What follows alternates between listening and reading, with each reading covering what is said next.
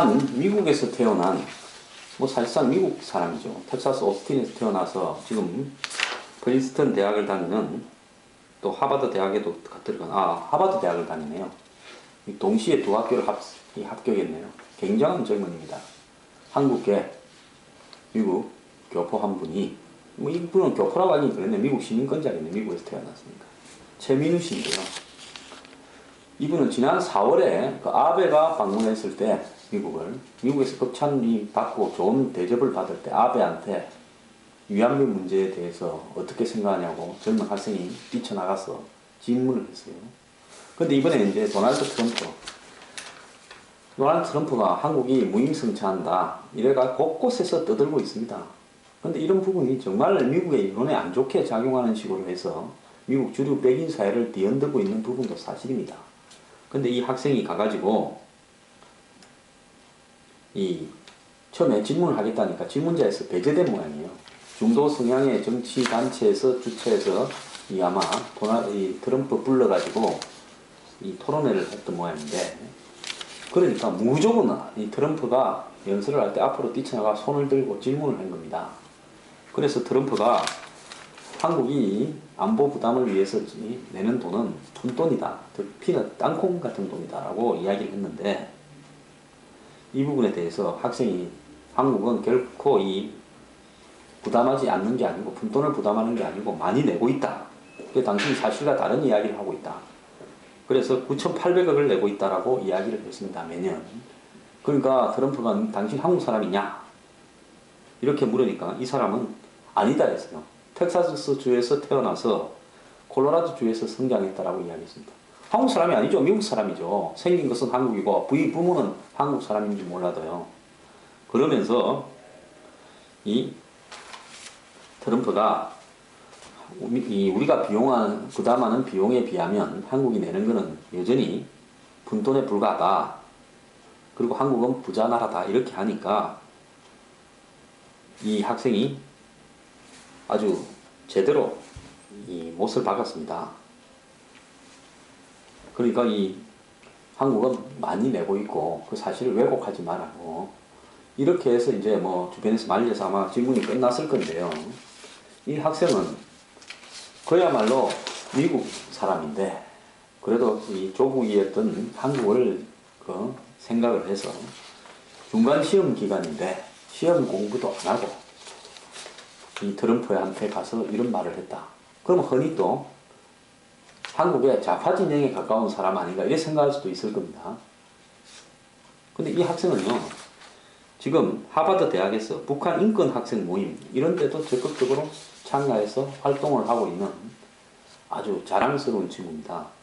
그래서 이런 신랄한 질문, 즉 트럼프가 물론 한국이 미국과의 관계에 있어서 일부 미국 국민들 시각에서 미달되는 이런 부분이 있겠지만 트럼프가 이런 부분을 너무 강조하고 다니면 이번 대선에서 이 한국의 방위 문제에 대한 그 분담에 대한 문제가 이슈로 등장을 해서 후보들이 서로 앞다투어 가지고 이 문제를 거론하게 되는 패단이 생길 수 있습니다.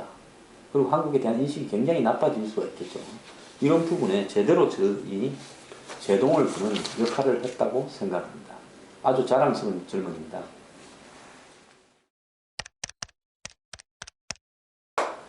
시카고 국제문제 협의회라는 이런 기관에서 미국 국민 2034명을 상대로 여론조사를 했는데요.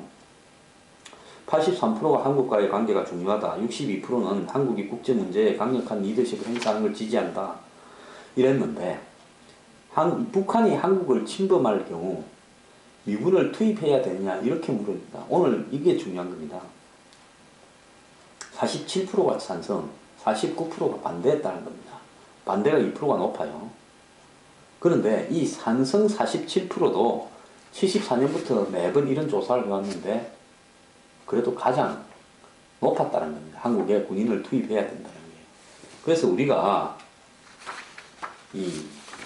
이런 문제를 갖다가 한번 객관적으로 생각해 보면서 아까 앞에 있었던 도널드 트럼프의 한국이 자국의 방위를 위해서 푼돈만 내고 있다라고 비판하고 다니는 행동이나 그 다음에 미국 국민들이 한국에 대해서 어떻게 생각하고 있는가 하는 것들을 생각을 좀 하면서 우리도 미국과의 관계를 대해야 되는 거 아니냐, 이런 고민이 필요하다고 생각합니다. 그리고 이 한반도 통일 이후에는 한미관계와 관련해서 동맹을 유지하기 위해서 미군은 철수해야 된다는 게 44%, 미군 유지는 32%, 통일 후 동맹 종료와 미군 철수가 동시에 이루어져야 된다는 것이 18%. 그러니까 미국에는 어쨌든 한국이 통일되면 미군을 철수해야 된다는 여론이 62% 이상이다라는 겁니다. 굉장히 압도적으로 높죠. 그래서 우리가 흔히 미국을 생각할 때 착각하기 쉬운 것이, 미국이 한국에 미군을 주둔시키는 것은 동북아시아에서 미국의 어떤 정치적이고 외교 안보 전략적 지정학적 목적 때문에 미군을 주둔시키고 있다, 이렇게 생각하면서 미국은 우리가 자기가 필요하니까 있는 거지, 필요하지 않으면 우리가 있어 달라 해도 안 있고 가버릴 거다, 이런 말들을 쉽게 하는데요. 정작 미국의 국민들이나 미국의 정치인들 생각은 그러지 않을 수 있다는 겁니다. 과거의 냉전시대 때 한국이 차지하는 전략적인 가치와 지금의 전략적인 가치는 현저하게 바뀌었을 수도 있다는 겁니다. 우리가 이런 점들을 잘 알아야 될 거라고 봅니다.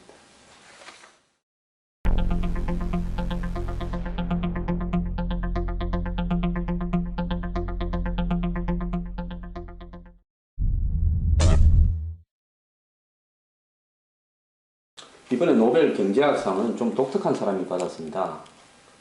그러니까 이 일종의 불평등, 복지, 빈곤에 대해서 연구하려던 앵거스 디턴이라는 프린스턴 대학 교수가 받았는데요.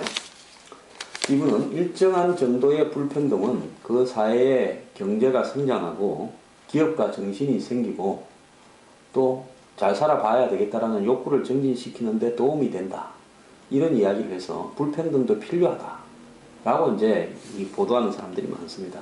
그래서 불평등에 순기능이 있다, 이렇게 이야기를 했는데요. 이런 부분을 또 악용해 가지고 한국 사회의 불평등이나 전 세계를 휩쓸고 있는 현재 급격한 양극화에 대해서 마치 이것이 경제에 필요한 현상이다라고 이야기하는 그런 사람들이 지금 나타나고 있습니다. 그런데 앵거스 디턴은요, 이 기자회견에서 이런 어떤 이 불평등에 대한, 현재 나타나고 있는 전 세계의 불평등에 있어서의 대안은 뭐냐, 이러니까 자기는 그걸 연구하는 사람은 아니고 현상만 이야기할 뿐이다라고 했습니다. 지금 톰 피케티라고 프랑스의 경제학자가 21세기 자본론인가 써가지고 이 지금 불평등이 더 심화되어 가고 있는 것이 전 세계 추세다라는 데 대해서 한국의 재벌들이나 정경련 같은 데서 굉장히 민감하게 반응을 했습니다. 그래서 이 불평등이라는 부분에서 이 앵거스 디턴의 이야기를 가지고 마치 불평등은 필요악이다 라고 이야기를 할지 모르겠는데요. 제가 간단하게 이야기를 좀 하겠습니다.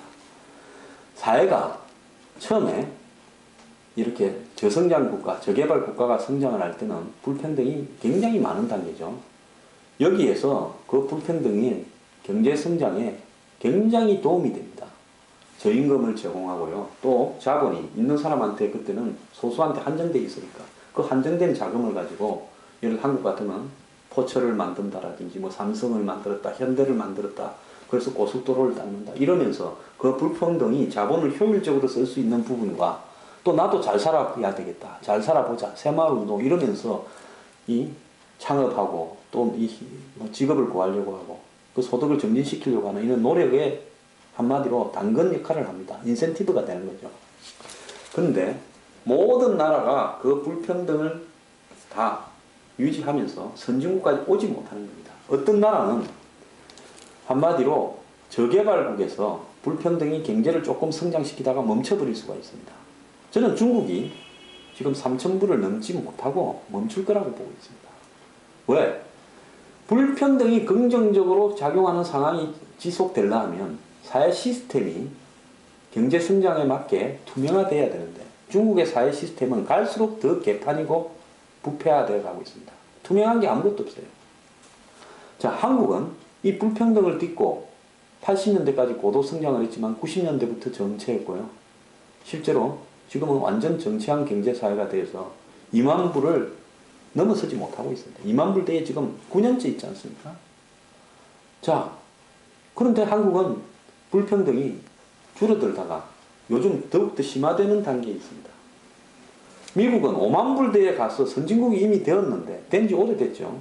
불평등이 미국 내부에서 훨씬 더 심화되고 있습니다. 그래서 어떤 나라는 저개발국에서 불평등이 경제를 성장시키는 원인이 되지 못한 채 멈춰버릴 수도 있고요. 그 다음에 한국 같은 경우에는 중진국 상위층에서 멈춰버렸고요. 미국 같은 경우는 선진국으로 갔지만 내부의 불평등이 심화되면서 나라 전체의 GDP는 세계 1위겠지만 내부로는 못 사는 사람이 90%가 되어가고 있습니다. 그래서 이 앵거스 비튼 교수가 이야기한 것은 그야말로 공자왈, 맹자왈 같은 소리라고 봅니다. 저개발국 인도나 중국 같은 나라에서 불평등이 있으면 그것이 경제를 성장시키는 원인이 되죠. 근데 이 노벨 상위원회가 저는 썩었는지 정신을 못 차렸는지 이분이 뭐 의미 있는 이야기를 했지만 노벨 경제학상을 받을 만한 그런 가치 있는 이야기를 하지 않았다고 봐요. 정작 불평등을 문제를 가지고 노벨상을 주려 하면 예를 들어서 지금 선진국 안에서 벌어지고 있는 선진국에 갔으면 다 잘 살아야 되는데 불평등이 더 심화돼서 선진국 안에서도 완전히 다른 세계에 살고 있는 사람이 늘어나고 한국같이 이 불평등을 딛고 세계에서 모범적인 사례로 기적같은 경제 성장을 해왔는데 왜 중진국의 단계에서 선진국으로 가지 못하고 멈춰버리면서 내부의 불평등이 심화되고 있는가? 그 원인은 뭔가? 즉 불평등이 경제 성장을 촉진시키고 빈곤이 오히려 도움이 될 수도 있다라는 이런 부분이 어느 순간에는 그것이 적용하는 게 아니라 긍정적으로 작용하는 게 아니라 전혀 적용이 안 되는 겁니다. 지금 미국 사회에서요 불평등이 저리 심한데 미국의 경제가 성장을 합니까? 안 하지 않습니까? 한국이 불평등이 더 심화되고 있는데 경제가 성장이 됩니까? 후퇴하고 있지 않습니까? 이런 문제를 어떻게 해결할 것인가 하는 것이 노벨 경제학상을 받을 만한 연구 아니겠습니까? 그래서요 신문이 보도하거나 건의 있는 데서 이야기한다고 그 사실들을 다 사실이라고 믿으면 곤란하다는 것이 제 생각입니다. 지금 뭐 힐러리가 이 미국의 민주당에서 1위를 달리고 있습니다. 이 버니 샌더스보다 19%가 앞섰다. 뭐 이렇게 해서 그래도 힐러리다 이렇게 하는데요. 오바마 대통령은 미국의 이 조 바이든 부통령을 대기시키고 힐러리가 샌더스한테 추격을 당하는 순간에 아마 조 바이든을 출마시켜 가지고 힐러리를 떨어뜨리려고 할 겁니다. 오바마하고 힐러리는 한마디로 경은지간입니다. 그래서 조 바이든이 언제 이 대선에 뛰어드는가, 부통령이죠. 굉장히 노련한 정치인입니다. 뛰어드는가는 힐러리와 조 바이든의 격차가 붙는 순간에 힐러리 대선은 끝났다 라고 하면서 아마 조 바이든을 투입시킬 건데요. 지난번에 힐러리의 이 이메일 게이트, 즉 개인의 이메일을 국무장관 때 이용했다라는 그런 부분도 오바마 측이 좀 공작을 했다 이런 소문까지도 나오고 있습니다. 근데 힐러리가 미국의 대선 후보가 되겠는가 하는 부분에서 눈여겨봐야 할 부분은요. 2013년에 강연료로만 미국 내에서 36억을 받았다는 겁니다. 힐러리가 미국의 골드만삭스, 모건 스탠리, 도이체 방크, 무슨 골든트리 자산운용, SAP 글로벌 마케팅 세계적인 금융사들이죠. 월스트리트에 있는 금융회사들인데 가서 한번 강연할 때마다 22만 불씩 받았다는 겁니다. 시장 가격이라는 거예요.